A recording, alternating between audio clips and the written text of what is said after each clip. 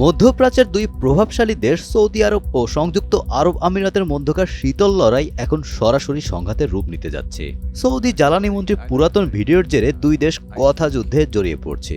ইতোমধ্যে আরব আমিরাত নিরাপত্তার জন্য ইসরায়েলের দ্বারস্থ পর্যন্ত হয়েছে, যার ফলে কোনো পরিশ্রম ছাড়াই যেন মধ্যপ্রাচ্যের নিয়ন্ত্রণ ইসরায়েলের হাতে চলে যাচ্ছে।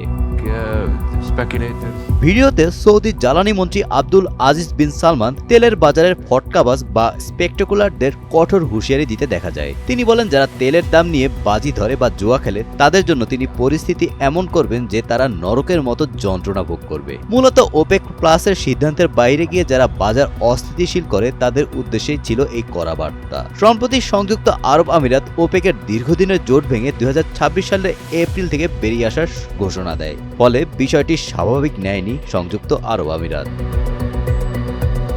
এদিকে আমিরাতের মিডিয়া সৌদিকে বালুতে মাথা লুকানো উটের সাথে তুলনা করছে।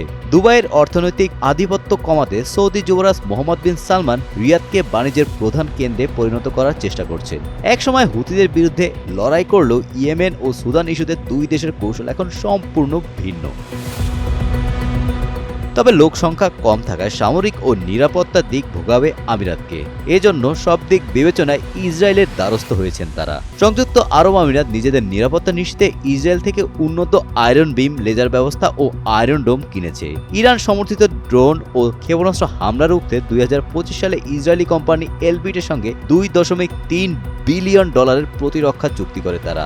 আব্রাহাম অ্যাকর্ডসের ফলে ইসরায়েলের সাথে সংযুক্ত আরব আমিরাতের সামরিক সম্পর্ক এখন অনন্য উচ্চতায়। Golam Rabbani, Times today.